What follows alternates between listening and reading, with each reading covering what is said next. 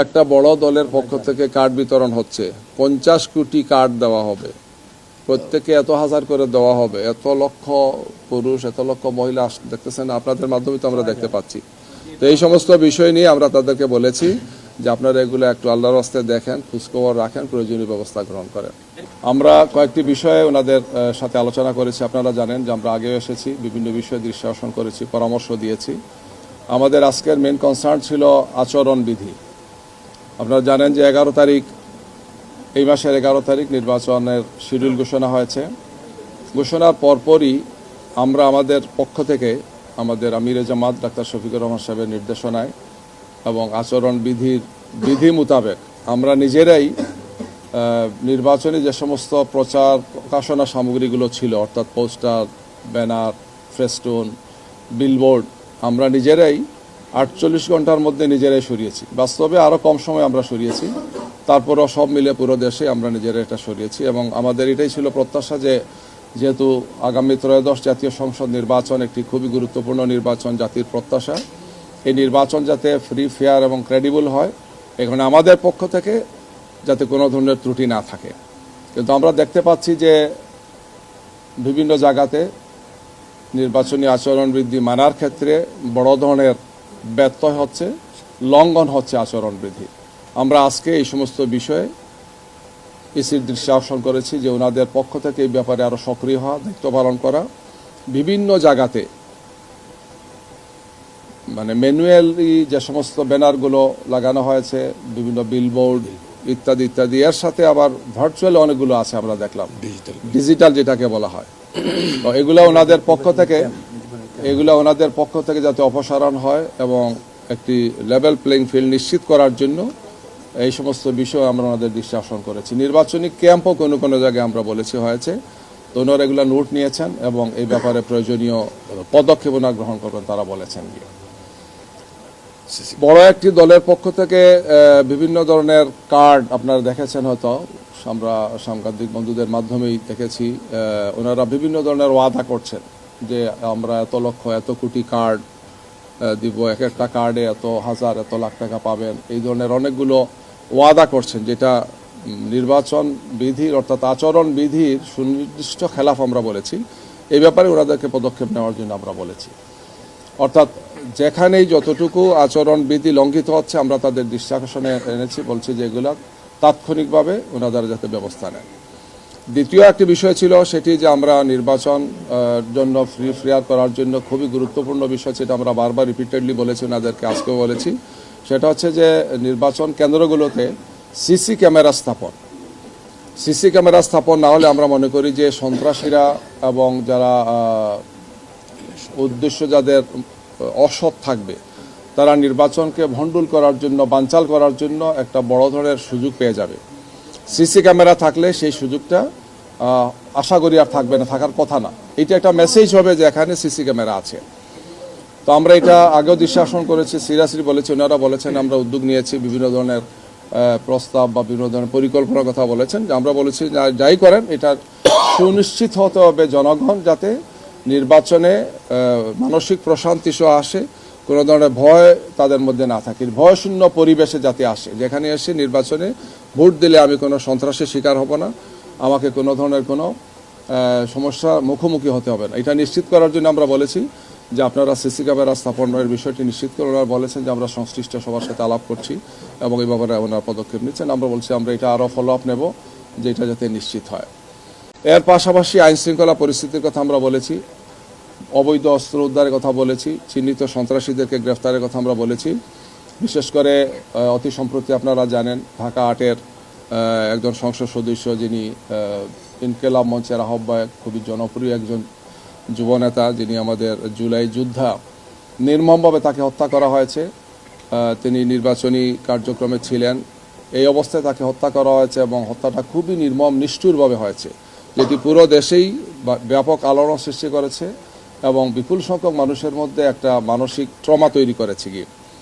তো এটা সহ আরও যে সমস্ত ঘটনাগুলো ঘটছে, খুলনায় একজন সাংবাদিককে হত্যা করা হয়েছে সহ, আমরা বলেছি যে এর জন্য ওনাদের গুরুত্বপূর্ণ একটি বিষয় হচ্ছে যে অবৈধ অস্ত্র উদ্ধার করা, সন্ত্রাসীদেরকে গ্রেফতার করা। তো এ ব্যাপারে ওনারা আমাদেরকে বিভিন্ন পদক্ষেপ যেগুলো নিয়েছেন, আইনশৃঙ্খলা বাহিনীর প্রধানদের সাথে, তারপরে অন্যান্য বাহিনীর প্রধানদের সাথে মিটিং করেছেন, বলছেন আজকে আমাদের একটা মিটিং এখানে হয়েছে। এই সব মিলে ওনারা আমাদেরকে বলেছেন যে আমরা এই সমস্ত উদ্যোগগুলো নিয়েছি। আমরা বলছি না, জনমনে এটা নিয়েও উদ্বেগ আছে, উৎকণ্ঠা আছে। আপনাদের পক্ষ থেকে আরও দৃশ্যমান আমরা দেখতে চাই যে আপনারা নিকট ভবিষ্যতে সামনের দিনগুলোতে যাতে এই ব্যাপারে প্রয়োজনীয় পদক্ষেপগুলো গ্রহণ করেন। এরই সাথে আমরা আরেকটি বিষয় বলেছি যে আমাদের নেতৃবৃন্দ যারা নির্বাচনে ভূমিকা রাখছেন, আমাদের আমিরে জামাত, সেক্রেটারি জেনারেল, কেন্দ্রীয় নেতৃবৃন্দ, শীর্ষ নেতৃবৃন্দ ব্যাপক সফর করবেন, বিভিন্ন জায়গাতে তাদেরকে যেতে হবে। তাদের নিরাপত্তার বিষয়টি আমরা দৃষ্টি আকর্ষণ করেছি যে কেউ অনেক ফেসিলিটিস পাবেন, ভিভিআইপি ফেসিলিটিস পাবেন, আবার কেউ পাবেন না। এটা তো লেভেল প্লেইং ফিল্ডের হলো না এটাই। এই বিষয়টি ওনাদের দৃষ্টি আকর্ষণ করেছে। ওনারা বলেছেন যে এই বিষয়টি সংশ্লিষ্ট যে মন্ত্রণালয় দেখেন তাদের সাথে তারা কথা বলবেন, ওনাদের পক্ষ থেকে প্রয়োজনীয় ভূমিকা ওনারা রাখবেন। এই সমস্ত বিষয় নিয়ে আমরা আলোচনা করেছি। এর পাশাপাশি প্রবাসীদের ভোটাধিকারের যে বিষয়টি আমরা বলেছি যে ভোটার পরিমাণটা ভালো যদিও, কিন্তু আমাদের প্রত্যাশা অনুযায়ী হচ্ছে না, বিভিন্ন কারণে হচ্ছে না, সেটা আমরা আলোচনা করেছি। যে ভোটাররা যখন যান সেখানে ভোটার হতে গিয়ে রেজিস্ট্রেশন সহ এই প্রক্রিয়া যে অ্যাপসগুলো ওনারা করেছেন খুবই স্লো, বিভিন্ন সমস্যা ওনারা বলেছেন যে বিভিন্ন ধরনের সমস্যা হচ্ছে, কী কী কারণ হচ্ছে সেগুলো ওনারা চিহ্নিত করে ব্যবস্থা নিচ্ছেন। আমরা বলেছি যে প্রবাসীদের বিরাট প্রত্যাশা, প্রায় 100 কোটির উপর ভোটার হওয়ার মতো এখানে হয়েছে, সব মিলে 6 লাখের বেশি এখনো হন নাই, 6 লাখের পাশাপাশি হবে ওনারা বলেছে। তো এখনো যে সময় আছে আমরা বলেছি যে এই ব্যাপারে প্রয়োজনীয় পদক্ষেপ নেওয়া, এবং প্রবাসীরা যারা আমাদের মিটেন্স যোদ্ধা, যারা আমাদেরকে এই দেশের অর্থনীতিকে সচল রেখেছেন, তাদের বিরাট প্রত্যাশা যে তারা ভোটাধিকার পাবেন, ভোট দিতে পারবেন, এই বিষয়টি যাতে তারা প্রয়োজনীয় পদক্ষেপগুলো গ্রহণ করেন আমরা সে বিষয়ে তাদেরকে দৃষ্টি আকর্ষণ করেছি, পরামর্শ দিয়েছি, ওনারা সেই সমস্ত বিষয়গুলো দেখছেন। এগুলো নিয়ে আমাদের মধ্যে আলোচনা হয়েছে আর কি। আমরা যখন আলাপ করেছি ওনারা দেখলাম কিছু কিছু বিষয় সম্পর্কে অনেক সময় জানেন না মনে হলো আর কি। বললাম যে না, আপনাদের অবশ্যই তো এ ব্যাপারে একটা ব্যবস্থা থাকা উচিত যে মানে ভার্চুয়ালি বা অনলাইনে এই যেগুলো হচ্ছে এগুলো দেখার মতো ব্যবস্থা থাকা উচিত। আমরা কিছু ওনাদেরকে দেখিয়েছি যে একটা আইটেম যে এই ধরনের এগুলো হচ্ছে, ওনারা বলেছেন আমরা এগুলো ব্যবস্থা নেব, নোট নিয়েছেন। আমরা আশা করব যে এটা এক্ষেত্রে ওনারা প্রয়োজনীয় পদক্ষেপ গ্রহণ করবেন।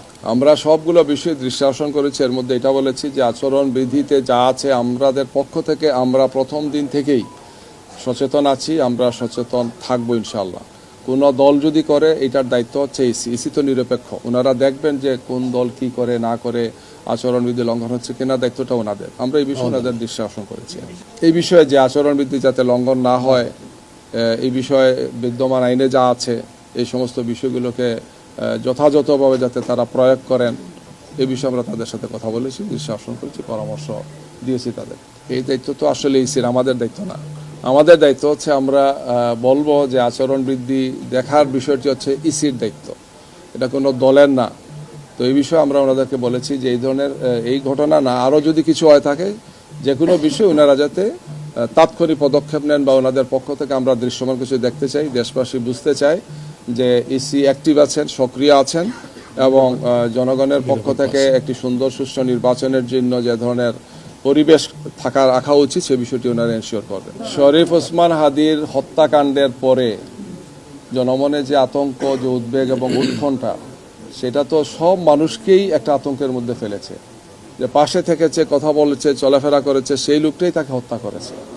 স্বাভাবিকভাবেই যে কোনো একজন সচেতন মানুষের মধ্যে তো কিছু বেদনা, কষ্ট আসবেই, তিনিও তো আতঙ্কের মধ্যে থাকবেন।